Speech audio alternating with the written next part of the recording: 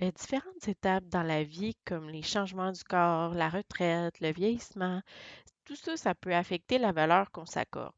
Ça tombe bien, car aujourd'hui, on discute de trucs pour améliorer l'estime de soi. Bienvenue sur le balado du comité d'animation du troisième âge de Laval, alias le Catal. Le podcast Moment Bonheur vous propose des réflexions sur le bonheur, des outils pour prendre soin de soi et des pistes de solutions pour vieillir en santé. Et tout ça dans le but de se faire du bien. Bon épisode! Est-ce que ça vous est déjà arrivé de vivre un succès, mais de vous demander au fin fond de vous si vous le méritez vraiment? Est-ce que ça vous est déjà arrivé de vous traiter de bon ou de bon à rien? Est-ce que ça vous est déjà arrivé d'entrer dans une pièce et d'avoir l'impression que tout le monde autour de vous vous surveille, vous juge sur votre image? Ou même, vous êtes-vous déjà senti complètement inutile dans la vie? Si vous avez répondu oui à une de ces questions, ça se peut que votre estime de soi ait été affectée. Dans bien des livres ou d'articles sur Internet, on mélange souvent l'estime de soi puis la confiance en soi. L'estime de soi, ça fait référence à la valeur qu'on pense qu'on a, puis elle reste pareille dans toutes les sphères de nos vies. En fait, elle prend sa source dans la compréhension de soi, l'amour de soi et l'acceptation de soi. Tandis que de son côté, la confiance en soi, c'est la confiance qu'on a dans ses compétences, dans ce qu'on est capable de faire. Donc, ça peut arriver qu'on va avoir confiance dans un domaine, mais pas dans un autre. Maintenant qu'on a démystifié rapidement c'est quoi la différence entre les deux, j'ai envie de vous imaginer le concept d'estime de soi. Prenez 2 secondes, fermez vos yeux, puis imaginez avoir devant vous un billet de 100 $ qui est fraîchement sorti de l'imprimerie. Il est beau, il est lisse, les couleurs sont parfaites. Quelle valeur il y a ce billet-là? Évidemment, il y a 100 $. Mais si je le phrase, puis là, vous allez me dire, hey Geneviève, les billets en 2021, ils se mettent pas en petites boules.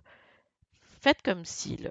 Si je pile dessus, si je le salis, quelle valeur il va avoir ce billet-là? Bien, il vaut encore 100 $. Qu'il soit beau ou qu'il soit pas beau, il vaut 100 $. Mais vous êtes le billet de 100 $. La vie, elle amène son lot d'expériences plus ou moins intéressantes, des étapes dans nos vies qu'on ne voudrait pas avoir. Malheureusement, il peut arriver que ces défis-là dans nos vies nous fassent ressentir qu'on vaut maintenant 75 $ ou même 50 $.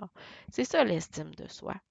Parce que peu importe où on va aller, le billet, qu'il soit froissé ou pas froissé, il va valoir la même chose.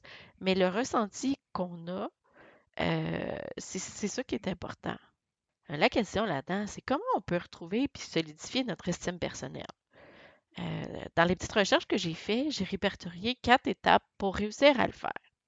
L'étape numéro 1, c'est se comprendre soi-même, se connaître jusqu'au plus profond.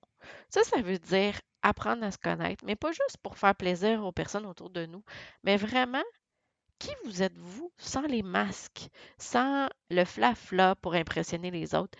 Qu'est-ce qui vous passionne? C'est quoi vos forces, mais aussi c'est quoi vos faiblesses? Qu'est-ce qui fait que vous êtes vous? Juste vous. Quelle place vous occupez dans le monde? Ça, c'est l'étape numéro 1. Faire un bilan de qui vous êtes. Après avoir fait l'introspection qu'il fallait pour découvrir qui vous étiez, la vraie image de vous-même, là, pas le fantasme de ce que vous pourriez être ou l'idéalisation de qui vous êtes. C'est le temps d'accepter qui on est. Puis c'est ça l'étape numéro 2. C'est le moment de se pardonner pour ce qu'on a fait ou ce qu'on n'a pas fait dans le passé, puis de l'accepter inconditionnellement, sans jugement ni excuse. Un peu comme on aime nos enfants, dans leurs qualités, leurs défauts, leurs erreurs, leurs bons coups, leurs mauvais coups. Après avoir fait le bilan de soi-même, d'avoir pris le temps de s'accepter pour qui on est, c'est maintenant le temps de s'aimer soi-même. C'est ça l'étape numéro 3. C'est le moment de commencer à vous traiter avec gentillesse, tolérance, générosité et compassion. Un peu comme on ferait avec notre meilleur ami. C'est bien rare que quand notre meilleur ami fait une erreur, on lui tape sa tête, puis on lui dit comment il est pas bon, puis qu'il ne devrait plus jamais recommencer. Non, souvent, on est pas mal plus tolérant, puis on va l'encourager à se parler de façon positive, à miser sur ses points forts. C'est ça pour vous aussi, vous êtes tout un trésor. Vous êtes certainement différent des autres personnes, mais vous avez vos propres combinaisons de force, de qualité, d'expérience, de sagesse, qui font que vous êtes vous, parce que chaque personne est unique. Ça, c'est la plus grande étape à passer pour continuer de faire grandir votre estime de vous.